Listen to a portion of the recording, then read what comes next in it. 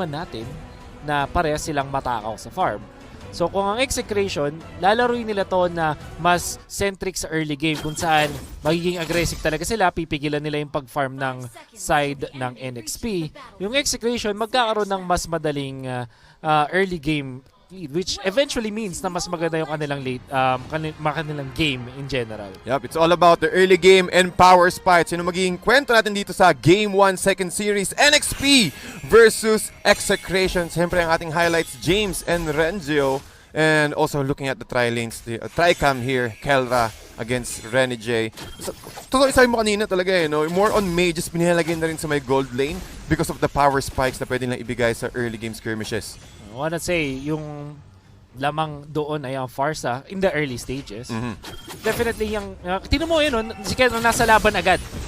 Yan yung strength ng Pharsa. Yup, at madali siya makiikot with the wings by wings. Chaknu, bouncing ball. Pero nakakuha sila parehas ng Cyclone Eye and makakapag-disengage sila. Ready yung Execration for those early fights. Definitely. At ang kagandahan dito ay si Pharsa, pwede niya ding harasin itong si Claude. The thing with Claude is medyo hindi siya super duper long range eh. Parang alam mo, may konting pagkamili pa nga siya kung isipin kahit long range siya. But yeah, when it comes to this firepower, si Kelra talaga mananaig at pwede pang dalawan ni Chakno na level 2 na ngayon. May stretching na. May stretching nang nagaganap dun sa may kasi dito sa may bottom lane, 2 against 2, mga kaibigan, Renzo just absorbing the damage. At nakita mo yung pressure na binibigay dito ng Execration. Just really trying to force H2 to move around the map. Pero dito sa may middle lane naman, NXP. Wolf, medyo kontrolado yung lanes dito ng Execration. Wala rin tayo nakikitang aggression dito for the first 2 minutes. Yeah. And that's understandable para sa Execration kasi naghintay pa sila ng items para kay KelVJ. Pero asahan mo pagdating ng first turtle fight, kung sakaling makuha nila, dire-diretso na yan para sa Execration. Kailangan lang din makatama ng mga pana dito ni Eto Max more than anything else. Oo, maganda yung vision niya may trap siyang pwedeng ilagay. Pero naghihintay din ang Execration ng mga early kills na bonus na nakuha nila. Yup, and looking about early kills here, KelVJ medyo nag-aalangin din, tinumaan si James, but 3 against 1, ito na si Yawi, nasa likod. Naghanap na magandang opportunity to go in, pero si KelVJ medyo malayo-layo na. H2O, not getting that kill, pero wala rin nagkakapatayan dito. Feathered airstrike, used defensively para makaalis ka agad kay Kelra, but the game will be paused with that skirmish. Bottom lane, tol, nakikita mo yung pag-absorb ng damage nila talagang, okay, sige, i-absorb ko tong skill na to, then back out muna. Yeah. Maganda. Masasabi kong parang MVP in a way nung laban na yun ay si James for sure. Yung Lapu-Lapu, pumwesto siya dun sa pinakabagong bush sa yung maliit na yun, yung siwang na yun. Marano the Turtle. Tapos, hinintay niya talaga na lumabas si KelVJ bago siya tumalon. So, in general, in the grand scheme of things, napigilan yung pag-take ng turtle. At alam naman natin, para sa side ng Execration, sobrang importante na makuha nila yung turtle control almost the entirety of the game. Kaya ito, yung 30 seconds na delay yung pag-turtle, tapos sila pa yung pwedeng kumuha kung sakaling gusto nila. Napakaganda na yan para sa NXP. Ganda para sa NXP, and also when it comes to positioning, since vital talaga, kailangan nila na makakuha or matulungan si KelVJ na makuha niya kaagad yung kanyang power spike with the Roger. But look at the positioning here. Execration understood na okay, sige, there's a big possibility na mag-contest din ng NXP dito, since alam din nila na the best way to counter the power spike of the Roger is to control siya early game. Additionally, ang kagandahan dun sa pag-reset nga na yun na ginawa ni James, ganito kasi yan, kapag hindi natuloy yung unang turtle, ibig sabihin kailangan pa nilang mag-replenish ng mga buffs. Naku, yun na nga. Kitang-kita agad with the circling eagle plus the guiding wind combo sa bottom lane naman.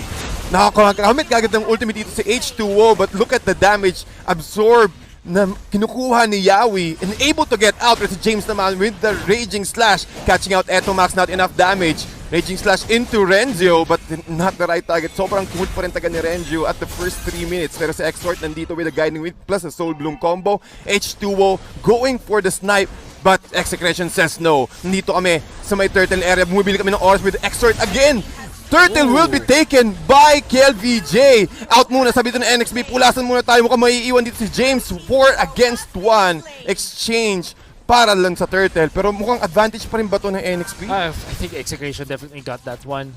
Yung NXP, ang ganda na I was about to say kung paano nila ginulo yung body clock ng Execration kasi meron silang natural na rotation kasi na sobrahan Okay na sana yung nakuha nila. Ang pinaka-disastrous doon nabigyan ng turtle si KelVJ. Allowed KelVJ na maging mas aggressive kasi meron siya nung turtle buff. Tapos nakakuha pa ng additional kills ang Execration. At alam naman natin ang Execration, sinabi natin na mas maganda yung kanilang early game prowess. Yung natures kasi nung mga hero nila ay mas malakas din talaga sa early stages. And where are we at? Sa early stages pa rin naman, kaya naman yung Execration, naturally, mas nakakuha sila ng advantage na laban. Ang pwedeng ginawa ng NXP doon, ginulo lang nila, tapos mag-farm sila, kunin nila yung jungle ng Execration instead of fighting dun sa turtle. Kahit may konting lamang sila, mas maganda sana yung resulta nun para sa NXP. Pati nakikita ko rin yung play dito ng NXP, no? They're accepting the fact, or they're respecting the fact na there's a big possibility. Since nakakuha ng turtle si KelVJ na mag-snowball at mag-play aggressive dito yung Execration. But looking at the scenario, at the current situation, 1-3-1. At sumasalubsob dito sa loob si Renjo, trying to cut out 2 minion waves. Pero bottom na lang yung kanyang ikakat since si Rene J is medyo malapit na rin doon. At least preventing any kind of farm or any kind of reaction para sa side ng NXP. Diversion lang to ng Execration. Ginagawa ni Renjo, ina-attract niya yung Matilda. At ito si Lin. Renjo, again, makakatakas siya dito. Fate, mukhang hindi ito tinumaan, but the last strike. Last basic attack from H2 will secure that kill. At ang laking oras din na binigay dito ng ni Renjo para sa Execration. Definitely, nakakapag-push sa top lane yung Execration. Nakapwesto sila dun sa turtle area. Pwede gawin ng NXP mag-push sa baba pero nandun na si Chakno. Oh, James, again. Ginamit ang kanyang ultimate, nag-aabang na magandang target dito. Pero sabi ng Execration, wait lang. Medyo alanganin i-reset natin yung turtle and buy another time. Wait na matapos yung ultimate dito ni James Z bago pumasok ulit. At bigla yung NXP naman ang pumapesto ngayon sa turtle area. Kaso wala na mga ulti NXP. Wala ang ulti mga NXP at si Yawi ang magiging target ng Execration. Tumama yung arrow. Pero syempre Rene J is also there in the front lines. Nag-aabang kung sino yung next target na pupunta dun sa may na-stun. Pero NXP pa rin. Advantage when it comes to turtle, nasa side nila yung position ng turtle dito at mukhang hindi na i-contest ng Execration. Ito yung parang yung sinasabi ko kanina na panggulo ng body clock ng Execration. Yung mga maliliit na maneuvers tayo na pina-reset nila yung turtle tapos nag-back lang sila. Ang sinasabi nila doon ikaw KelVJ, kumuha ulit ng buffs mo. So si KelVJ, kinailangan niya pumunta doon sa orange buff, kinailangan niya pumunta doon sa purple buff. At anong binigay nun sa NXP? Mas magandang control doon sa turtle area. Kaya nga naman biglang ang nakakuha pa na turtle ay NXP. It doesn't mean na mas malakas sila when it comes to team fighting. In fact, yung Execration, pwede nga nilang araruin pa yun maghanap lang sila ng opening. Pero the fact na walang double buff doon si KelVJ, biglang nanghina yung pakiramdam niya at hindi na lang din siya lumaban sa point na yun. At yun din yung reason kung bakit medyo nagiging passive yung laro ng NXP ngayon. Nakikita natin si H2O, again, trying to do his best, clearing out the bottom lane bago sila sumalaksak o bago sila mag-push through or mag-converge doon against may middle lane since nandun yung rest ng Execration. Ang kagandaan nga lang sa NXP na sinabi natin na sobrang greedy, okay lang yung gantong bus. As long as hindi sila sobrang napupushan ng Execration. For example, itong mid lane, hindi nila pwedeng i-concede to sa Execration. At nakikita naman natin na may emphasis din ng NXP sa pag-defend nitong mid lane nila. Yep. At with that, Execration. Oh, that's a feathered airstrike pero mayroon siyang wings by wings para makaalis doon kaagad sa may choke point area ng NXP. Pero sabi ng NXP dito, sige, sandali lang. Hindi namin hahayaan na lalong lumaki ang damage or rather ang advantage ng Execration. But look at Renjo, sinusubukan niya lang mag-provide ng information nasan ba yung ibang miyembro ng NXP. Tinamaan siya ng Soul Bloom but with these items, ang dami na kaya nang i-sustain yung burst damage ng NXP. NXP is able to just hang on. Kailangan nilang hindi magpa-push para sa Execration. At sa Execration, ang kailangan nila ay kunin itong pangatlong turtle. 8 minutes and 30 seconds in. Kailangan medyo mag-panic ng Execration at mas makakuha pa ng mas mataas na control sa mapa. Otherwise, mayari sila. So good move. Itong gagawin nila sa mid. Talking about control, H2O, sakto-sakto yung kanyang ultimate para lang makatakas. But with the way of the dragon, Chakno mukhang mahuhuli na naman yata. He will go down. First member of Execration to fall after that skirmish. Mukhang tumama na naman yung arrow, but that will give ample time for Execration to take down the turret, or rather the turtle. At wala din, hindi rin available si Rene J since he's still clearing the bottom lane. Very good play coming up from Execration. Gumawa ng gulo dun sa may mid lane. Napuwersa yung NXP na mag 1 by 1 Nauna si James, sumunod si H2O. Si H2O hindi namatay, pero nakita mo naman na yung immediate burst ng Execration, nasasaktan na agad siya. Eventually, nakakuha ang Execration ng Turtle, tapos na-push pa yung mid lane. Everything is going according to plan para sa Execration. May konting mga hiccups sa gilid-gilid, medyo may konting pagkakamali, pero at the same time, nakakuha pa rin ng Execration yung advantage nila sa early stages. Yep. At sa bottom lane naman, si Renjo up against Renny J. Ramdam na ni Renjo yung damage dito ni Renny J with the Demon Hunter Sword. Pero at the moment, mga kaibigan, Execration, nag-group up sila sa may top lane at naghahanda na rin ng NXP for that next attack ng Execration sa top. I wanna say, yung NXP, hindi pa naman din ito talagang tapos na. Malaki yung lamang na Execration. But if you think about it, maganda naman yung heroes para sa late game. Ang problema nga lang is aabot ba doon? I wanna look at the items of Renny J. I'm not entirely sure kung nakadalawa na siya.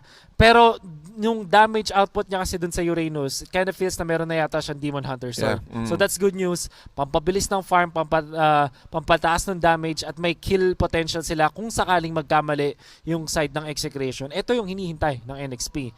Kaso nga lang, NXP, ang next na target nila ngayon, since naubos na yung Turtles Ang kailangan nilang gawin ngayon make sure palagi na may purple buff para kay H2O. Dapat hindi sila nananakawan ng Execration. Otherwise, mahihirapang mag-split the map ang NXP. So protect the buffs sa side Oo. ng NXP and also secure na at least makakuha pa ng additional That's right. farm That's since right. late game centric ang NXP dito. Nice analysis there for Move as we jump back sa ating laro, NXP. Mukhang wala pa sila gaanong information. Nakita nila si Chaknu, pati yung araw na lumilipad dito sa side ng Execration, but imbibigay na ng NXP ang tier 2 turret nila sa top lane. Habang babalik tayo sa post, Wolf, nakita natin yung discipline na pwedeng i-trade ng NXP yung top lane nila para lang hindi magkaroon ng loss of momentum or at least magkaroon pa ng hindi tumaas rather yung power spike ng Execration dito. Magiging mahirap nga lang yan kasi ang kagandahan sa Execration ngayon, meron silang Selena for added vision. Bukod sa fact na napupush nila lahat ng minions papunta dun sa side ng NXP. Parang, added vision kasi yun Meron pa silang traps. So, vision is key. And so far, Execration ang nakakakuha ng mas mataas na vision advantage over NXP sa ngayon. Yep, talking about advantage, look at the net worth, 24.4 sa side ng NXP at 29.5 naman sa Execration. Talaga nangungulit lang si Renjo, hindi pwedeng, sabi mo kanina, no, protect the buff. At yun din yung ginagawa ng Execration dito. Yawi, getting that way of the dragon, saktong-sakto, Chaknu is down for the next 25 seconds. At enough ba yun, Wolf, para lang at least makontrol yung aggression ng Execration? Definitely enough para sa control ng aggression. But is it gonna be enough to stop Execration from actually controlling the map? And answer is no, hindi pa, kulang pa. Ang kailangan nga lang gawin may lumalim sa side ng NXP. So pwedeng gawin niya ni James. Si H2O nasasaktan at ang ganda ng kabang. So kulang syempre. Parang setup. Sinet-up nila. Sige, tatalon dyan si H2O. Tapos meron pa ring Ionic Edge dito ni Renjo. Kaso unfortunately hindi nila napatumba o napaalis dun sa wall. But James, meron siyang sariling mundo dito. Trabaho lang. Take muna ng tier 1 turret. Alam mo, sobrang importante yung ginagawa ni James ngayon para sa NXP. Ang next step nga lang is wag magpapatay. Kaso inaapat na siya ng X ngayon. Meron pa siyang passive. You can get that additional shield. Pero anong passive ng shield? Nandiyan pa rin sa Exort gamit ang kanyang guiding wind to assist James para makatakas. Pero meron silang information na 4 na miyembro ng Execration is nasa top lane since yung Lord is magre-respond sa bottom. Napaka-crucial ng mga ganun decision para kay James at syempre kay Exort tulungan si James. Si Yawi naman yung hayang dumepende sa mid kaso mabibigyan siya pero alam natin Joe napaka-mobile.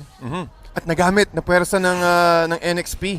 Nagamitin yung kanyang flicker and also yung mga ultimates, yung Tyrant's Rage dito ni Chaknu.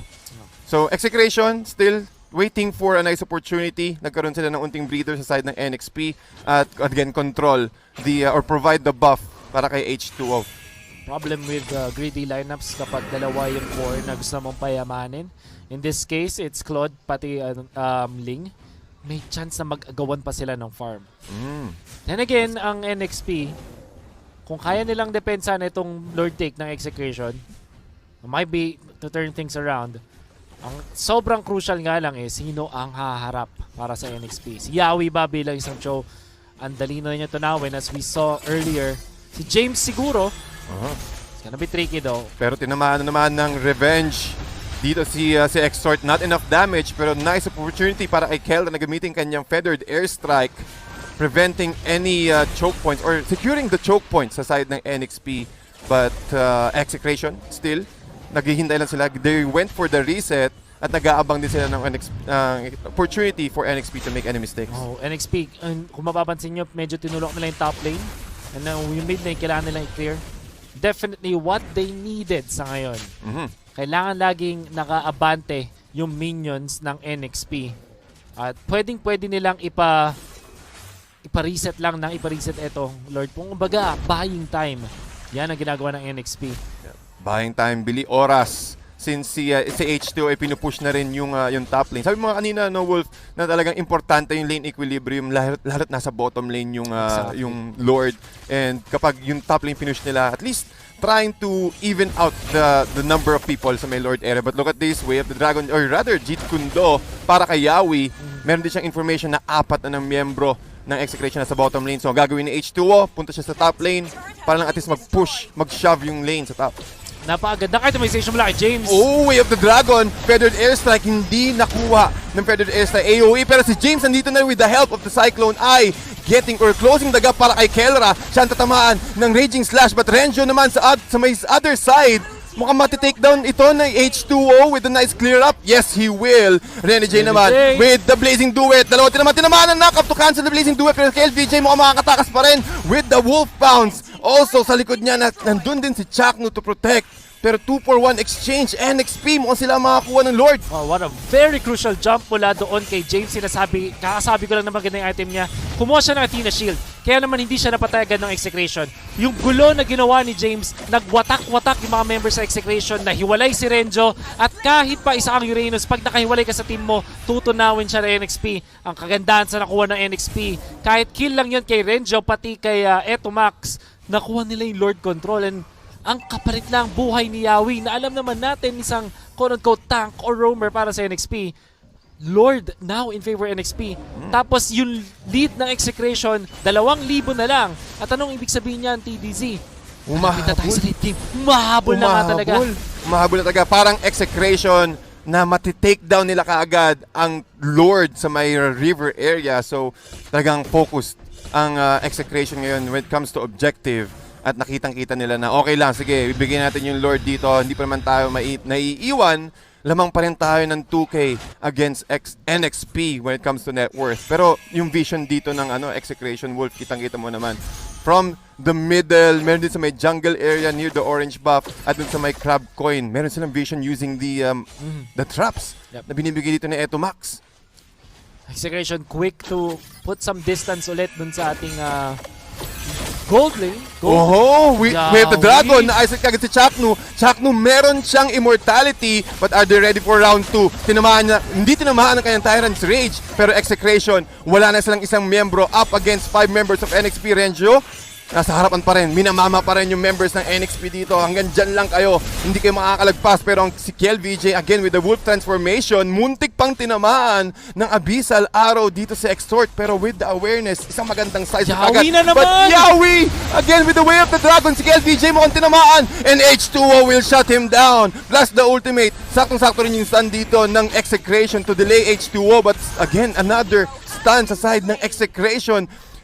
Ang ganda ng laban na yun, pick off after pick off. Pero lumamang dito yung NXP sa head count. So, bago pa mangyari yung sipa na yon, meron pa isang sipa kay Chaknu. And before that, yung sipa around dun sa Lord area. 3 sunod-sunod na magandang pwestuhan mula kay Yawi ang nagbigay ng advantage para sa NXP. And then you have also James, this time, filling the role of that, how do I say this? Parang siya yung tagagulo eh.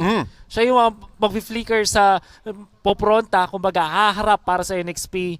Minsan mag-flicker, basta magagawa ng combo, pupunta dun sa may bandang likod para naman linisin na ni H2O yung nulo. And when you saw how H2O was able to just pop out, ang ginawa niya, nag-ulti lang siya para makaligtas at na-burst nga nila ngayon si Roger. At may isa pa ngang hindi na-activate. Si Renny J nga wala dun sa laban na yun kasi nag-split push siya dun sa may top lane.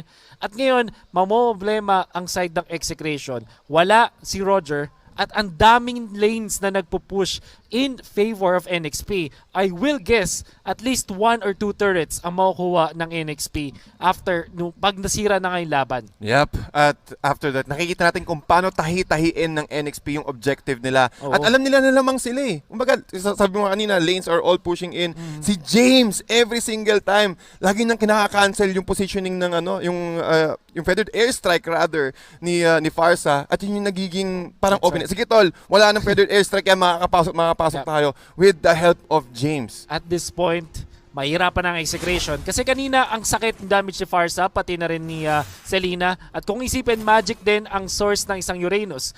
Halos lahat ng NXP members ay naka-Athena Shield na. In fact, kahit si Yawi naka-Athena Shield na rin. Ano ibig sabihin yan? Yung damage integrity ng execution, napakahina na. Kakapusin na to. Kasi kung ang physical source lang nilang ngayon ay si Roger on Rene J. On Kel VJ pala. Magkapares kasi. Pero kukulangin sila ng damage output. So it's all about itemization. Mukhang nahuli ng NXP ang isa sa mga ingredients na pwedeng na kailangan para matalo ang execration. Oo nga, 1, 2, 3. Tatlong members.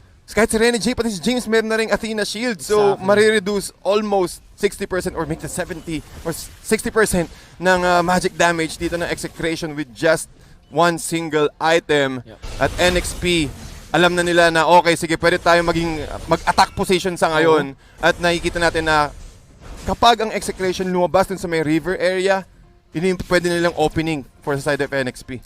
Sobrang interesting yung Thunderbelt si H2O. Konting depensa, pero magandang magic damage source. Tapos, ayun, pangharap. Kumbaga, pwede niya ring i-slow down si Renzo.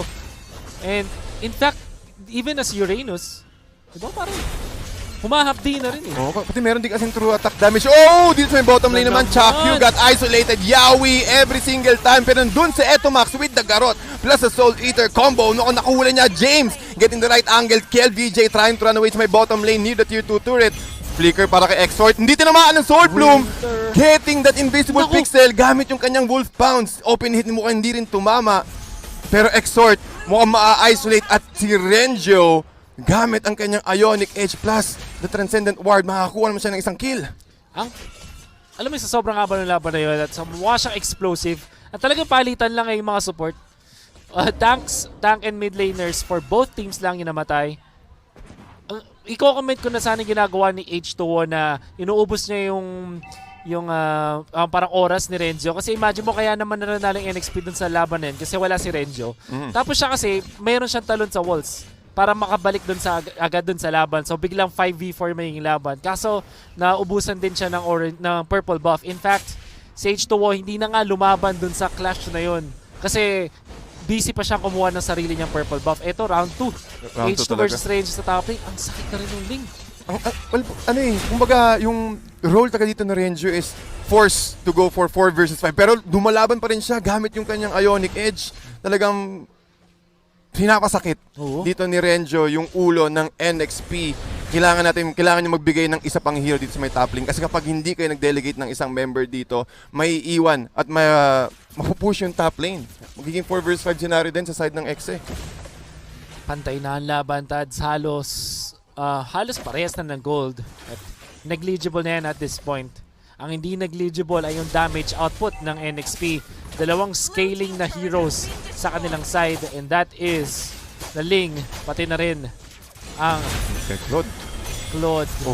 Fight dito sa may purple area. Mukhang si Kel VJ nakakuha. Walang purple buff si H2O. Habang si Chakmo naman with the bouncing ball defending any kind of mobility side ng NXP. But with the feathered airstrike, tumumba si H2O. 57 seconds down the count. Rene J, tinamaan ng flicker plus the Tyrant's Revenge combo again para dito kay Chakno. But Rene J sa backlines, dalawang naiwan. Dalawang nahuli dito sa side ng execration. But Exort, mukhang may iwan din. Renjo is down for the count.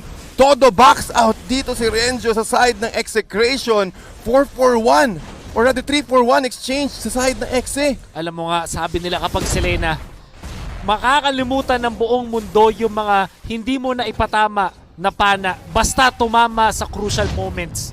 And in that particular moment, dalawa yung tinamaan. Yung una, sobrang crucial kasi si H2O yun. Yung pangalawa, yung pang backline sa lang. And for Execration, ginugulo na lang ni Renzo habang naglo-lord itong Execration. All of a sudden, nabalik na ang pabor sa side ng Execration. Kung hindi man sila lamang when it comes to scaling heroes, yung fact na meron silang sobrang laking bomba, which is yung abyssal arrow ng isang Selena, doon na nagbabago talaga yung nangyayari sa laban. For NXP, imagine this, kanina pa nagpa-farm si H2O, and that could also be true with Rene J. Once natamaan lang sila ng pana, yung 14.9k at yung 12.8k mo, tinapon mo na lang yun eh. Mawawala ka agad. Pag tinamaan ka ng araw, pwede ka muna mag-alt-tab at mag-TikTok. Pero dito sa may top lane, purple area ng NXP. Nagko-converge agad ang Execration. Trying to steal the purple, pero H2O with the retribution, nice attempt. Hindi niya nakuha. At dumagdag na naman ng isa pang Athena Shield dito ang NXP. Sa Exort, meron na rin. Kanino napunta ang purple buff? Are we just seeing a bug? Mukhang bug lang. Phase 2 pa rin nakakuha dito as they move towards the middle lane. Tier 3 turret. Lord, hindi pa gaano malaki yung damage dito, but James soaking all the damage.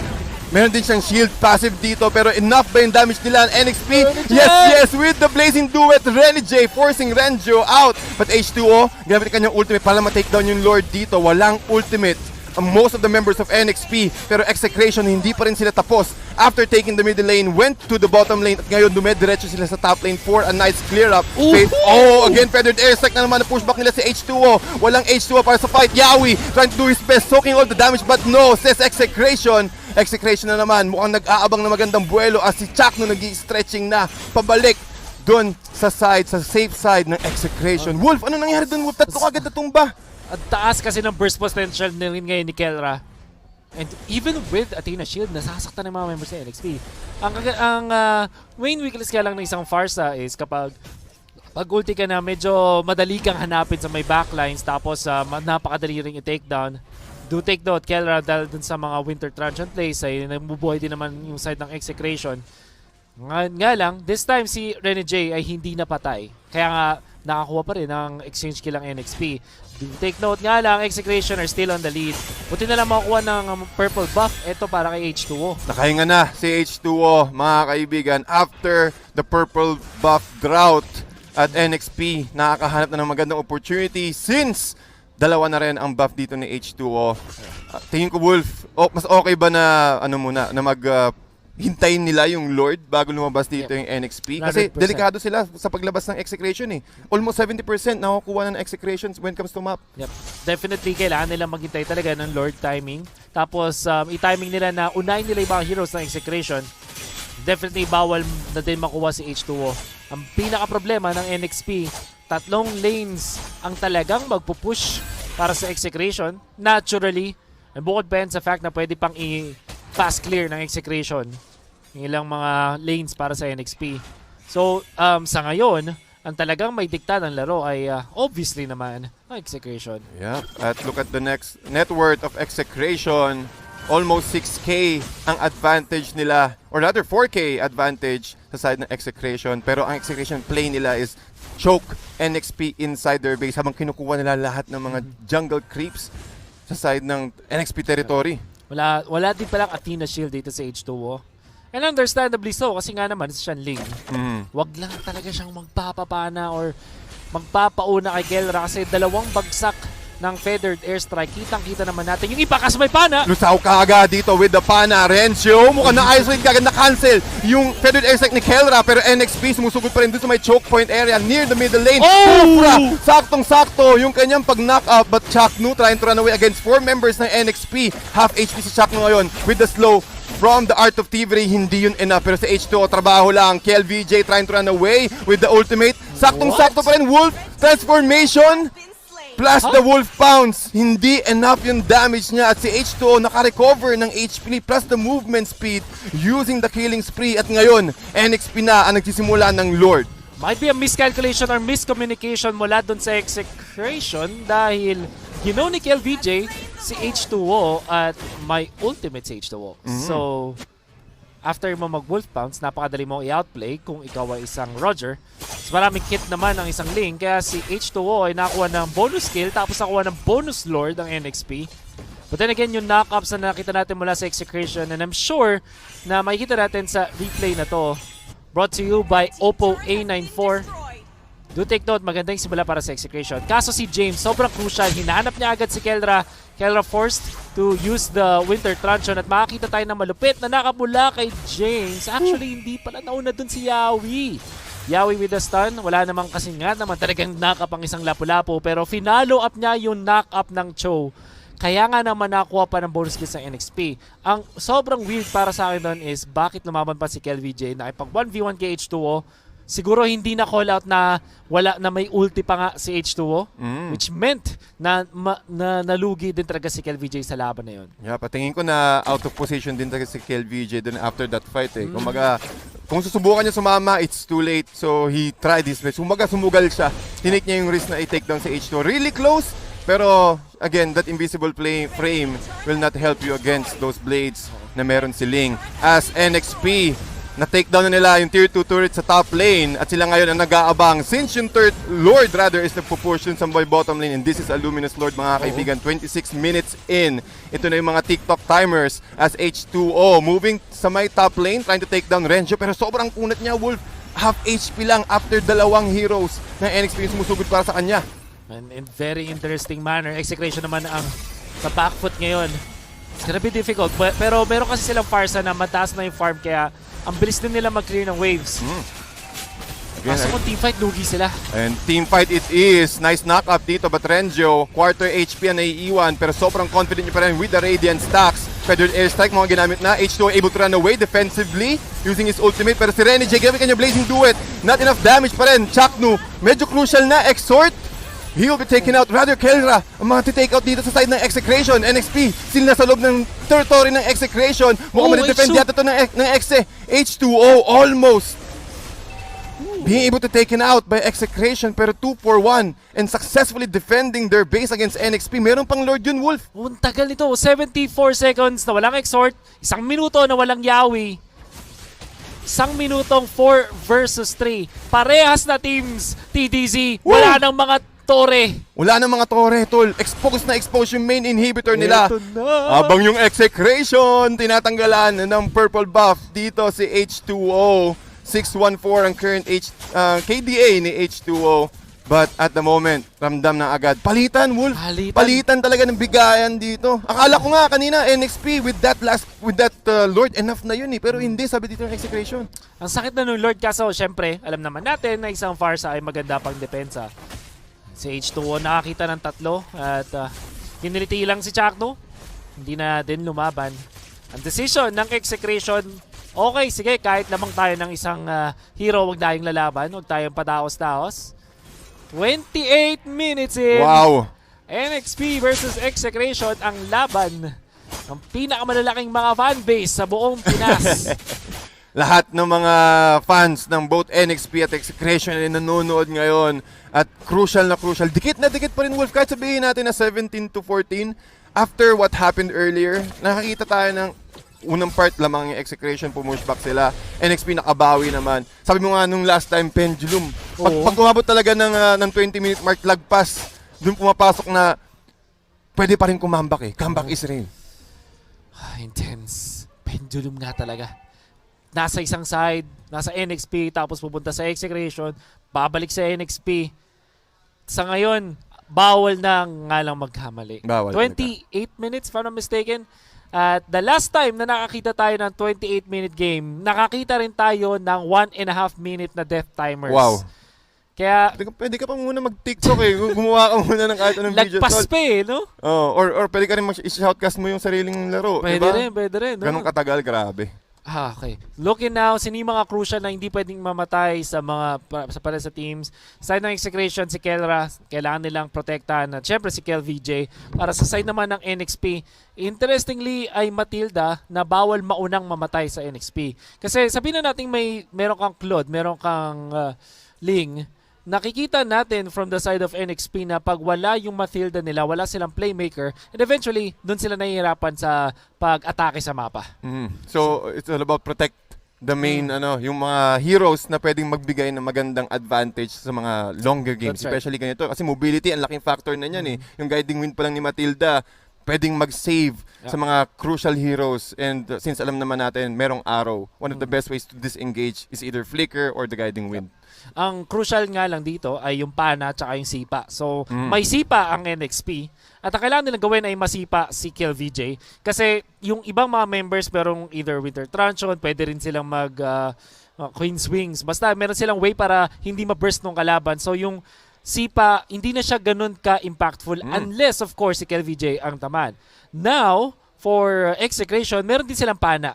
Ngayon, may mga purify kasi yung ibang members ng NXP. So, ang kailangan tamaan dito ng pana ni Etomax ay si H2O. Kasi si H2O, bilang isang jungler, wala siyang purify, wala siyang Winter Truncheon or siguro Wind of Nature eventually pwede niyang kunin, pero very unlikely na makita natin yun since hindi siya marksman.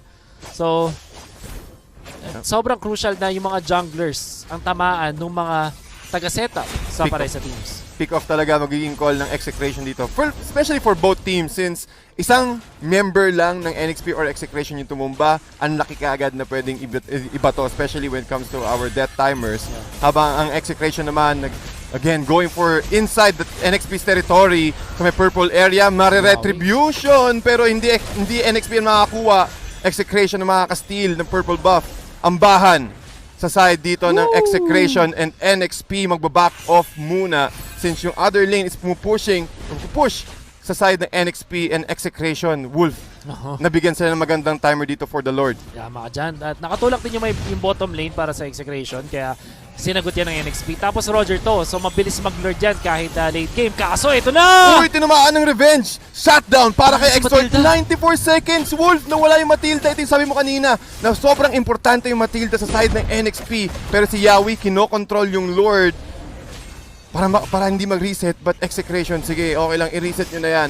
Bawas kayo ng isa. 79 seconds na wala si Extort. Ako po, pana! Oh no! Oh no! Meron siyang immortality pero matitake-down si H2O. 92 seconds na wala ang main core ng NXP. 3 versus 5 situation ng Execration ngayon. At unti-unti silang sumusugod dito sa may middle area. Exposed Wolf. Wala ng outer turrets dito ang main inhibitor. At NXP, ito na yata ang hinihintay ng Execration. Oh no! Disaster para sa NXP! Sinasabi na nga natin, huwag mamatay Matilda, huwag tatamaan ng pana yung Ling. Kasi yun parehas nangyari. Oh my! Grabe! Ang Execration dito with the pick off. Narinig yung sinabi mo, Wolf. Ito nga naman talaga ang dapat nating targetin. And they are successful doing so. Pero magbaback off muna yung Execration. Tatapusin nila yung Lord. Pero merong idea ang NXP since si Yawi is na ini-scout gamit yung kanyang Cho. So, sobrang bilis ng pag-take nito. Ang sakit na ng Lord na nakita mo. Ang si Yawi, gustong sipain si KillVJ. Oh, nasipa niya si KillVJ. But with the feathered airstrike, enough pa rin yun na makakuha ng Execration ng isang magandang Lord. But James with the stun, not enough damage. Hinahabol siya ngayon. 5 miyembro ng Execration humahabol na tinamaan din ng stun. Dito si James, and James will fall down. 102 seconds. Yung pagbili niya ng Winter Truncheon, patay na siya. Oh my, hindi niya napindot. Or rather, hindi naabot talaga. Hindi naabot ng NXP ni James. But 88 seconds siya na walang timer, pero okay lang. Sabi ng NXP, buhay na si Extort at pabuhay na rin si H2O. 5 seconds sa kanyang death timer, pero enough ba yun para ma-defend itong Lord sa side ng Execration? Oh, looking at the defenses, si Claude ang pinakamalaking wave clear ng NXP. Hindi ganun kataas yung wave clear ng isang Matilda. Si H2O pwedeng pang ubos dun sa Lord. Kaso kakayanin ba nila? Oh, Yawi sa may Yawi! Tinamaan yung right target dito, but with the Winter Truncheon, saktong-sakto buhay pa rin. Or rather patay si Kelra for 101 seconds. But the Lord still pushing in. Renjo taking a lot of damage here. Guiding Wind, Circling Eagle combo. Pero tinatarget nila dito si Chuck na buhay pa rin. With a lot of sustain. Rene J trying to do his best para mag-dish out ng damage, pero not enough. Para kay Rene J, KillVJ tumupokus sa main inhibitor, pero tinamaan ng Wolf Pounce, and Execration will take down NXP and will secure the W para sa first.